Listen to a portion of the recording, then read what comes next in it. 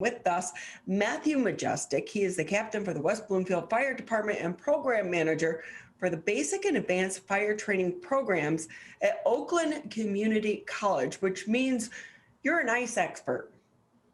Well, I don't know about, I won't go that far, but yeah, I've had a fair amount of training and background in ice and water rescue. One of the original members of the West Bloomfield Fire Department to actually start receiving training through ice rescue that we did back in the early 90s with the U.S. Coast Guard from Selfridge Air National Guard Base. We took it from there and turned it into the program that we do have today in West Bloomfield. With that, Captain, sadly, we did start off this year with news that there was a gentleman on a snowmobile in Wolverine Lake that fell through the ice and did die. I know that West Bloomfield, I believe you guys have had a few ice rescues as well, and one in which a person's pet, their dog went out on the ice, and the dog did not survive as well. How common are those ice rescues for you and your team? Well, sadly, they're all too common. We, in West Bloomfield, as you know, we have more, or I should say even in the greater West Bloomfield area, Lake and Orchard Lake as well. We have more navigable inland lakes than any other community in the country, with the exception of one town in northern Minnesota. So as a result of that, we end up,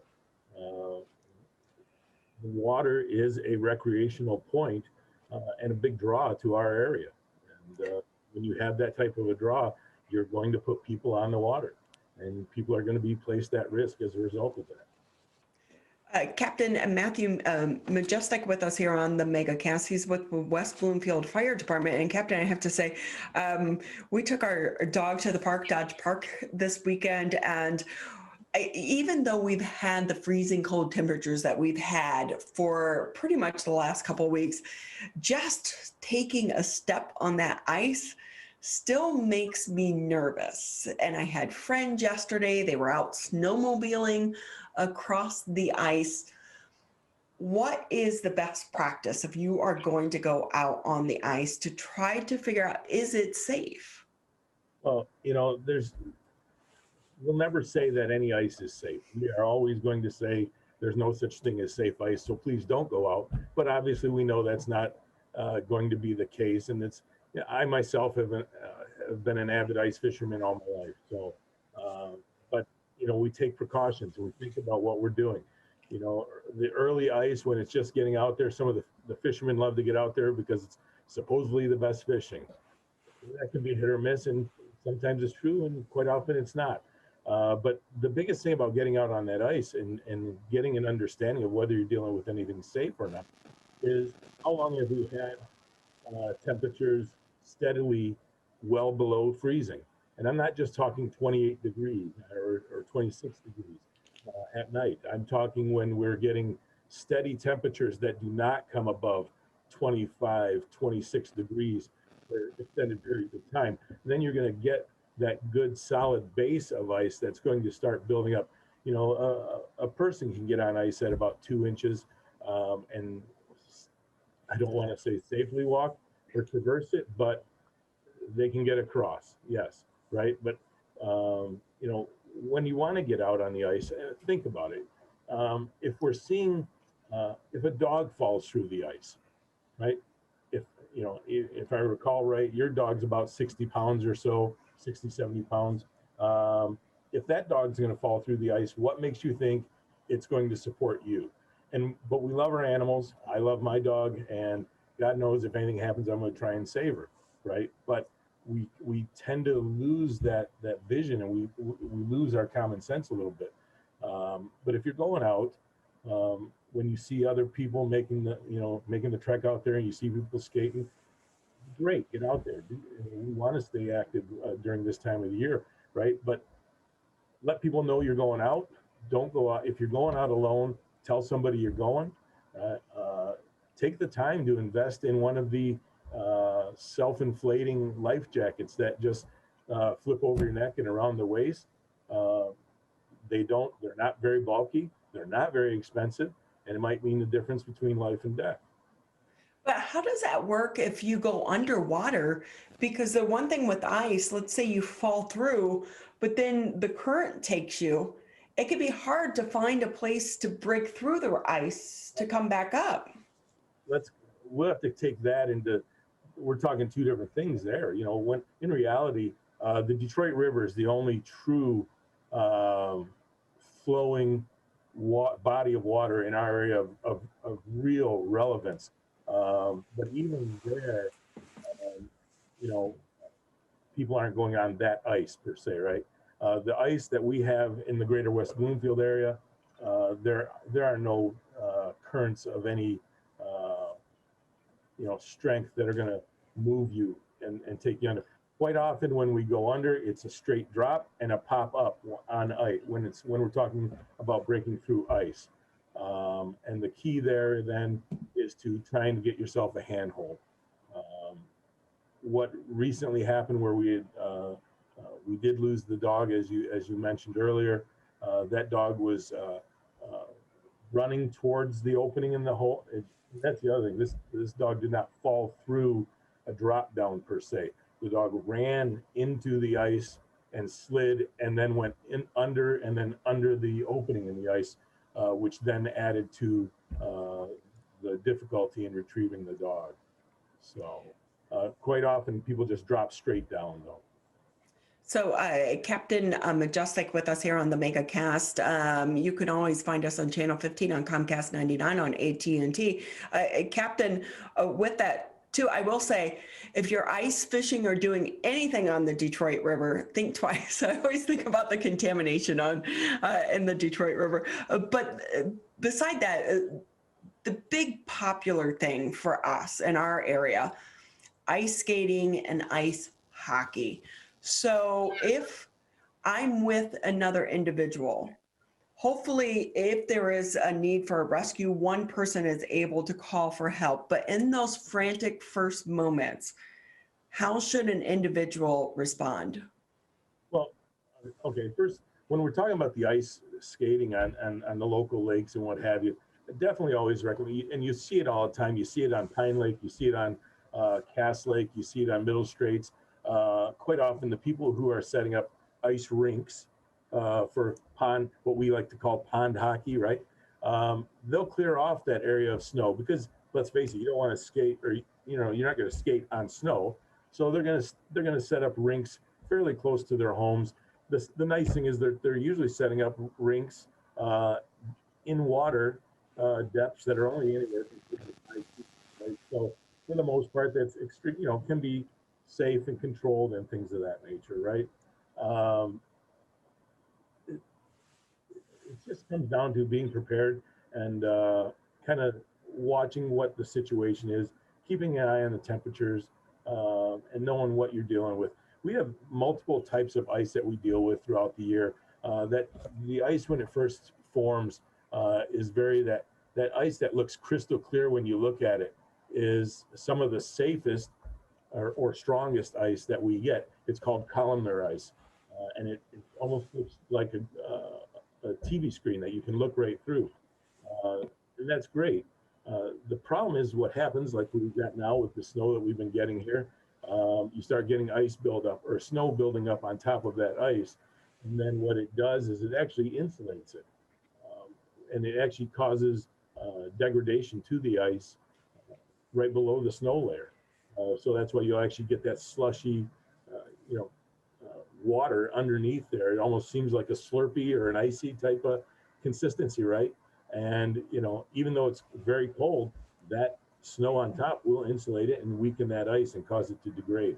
That's why quite often a lot of people will actually clear that snow for that reason, to make it easier to skate on, keep the ice stronger, keep it clear, so they can actually see what they're dealing with. See, Captain, that's why we have people such as yourself on the show, because I never would have thought about that. Because you think, oh, it's been freezing cold, we're all good to go. Always great knowledge. Can we talk a little bit about your training and the training that other ice rescues and water rescue crews go through? What is that process? Well, when it comes to ice and water rescue, that tends to fall, and it does fall into what we call technical rescue, and that falls under the National Fire Protection Association guidelines, without getting into all sorts of, different standards, NFPA standards. What it is it sets up a process of, quite often all of our tech rescue have a level of training, what we call an awareness level, an operations level, correct, technician level, and then in other aspects it gets to specialist and beyond. But for the most part, our ice and water rescues are an awareness and an operations and technician level. And our people on the West Bloomfield Fire Department are all trained to the technician level when it comes to water rescue, to the ice rescue anyhow. We've got some new people. Luckily, we've got some new people we brought on, and we've not gotten them to training yet, but that's what we've been waiting for with this wonderful cold weather to get them through. But that training is, it teaches them all about our adversary, the ice itself, how it forms, how it builds, and then how it degrades. And then we teach them about the manner in which to deal with our victims.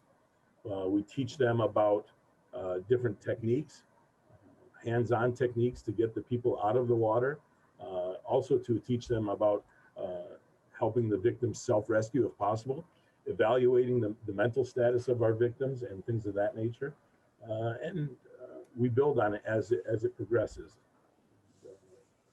It's a wonderful, it's that type of training which our people really enjoy doing, because it's something that, like anything else, when you see a victim in the water and you can pull them out and you make the save, it's a great feeling, and people really get a wonderful feeling from helping somebody. So. And it really is one of those things where seconds count as well. What type of equipment is needed when you guys do these cold water ice rescues? Well, we have our immersion suits, which you see if you've ever watched like Deadliest Catch or things of that nature, when they have the man overboard suits, right? And that's exactly what ours are. We use the couple different styles. They basically look like either the old Gumby cartoon character, it kind of looks like when you're wearing it, right? We actually call them Gumby suits, but basically those suits have the ability to keep us warm and dry in the ice water. We also have scratch-alls, which are built into the suit, which are right in the forearms, which basically are a spring-loaded punch, if you will, that can dig into the ice to help us crawl. We also use, obviously, rope and throw bags and things of that nature. We use rescue slings, and then any flotation devices available to us. We can even do really well using our plastic backboards that help disperse weight across the ice and actually help get victims out of over sharp edges and things of that nature. So with that, like, how long can you actually stay in the freezing cold temperatures with that equipment on?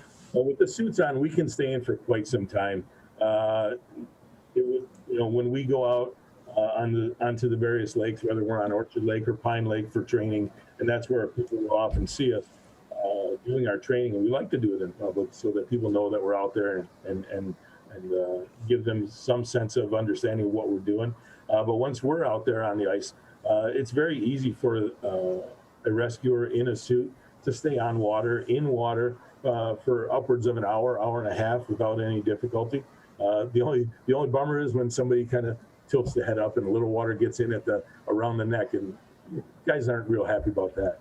I bet not. Hey, this is the Oakland County MegaCast, and as a reminder, you can always catch us on 89.3 Lakes FM, 88.1 FM The Biff, as well as tuning us into your cable channels, 15 on Comcast, 99 on AT&T. And with that, Captain, I have to say, how often are you doing ice rescues because a family pet ran out onto the ice?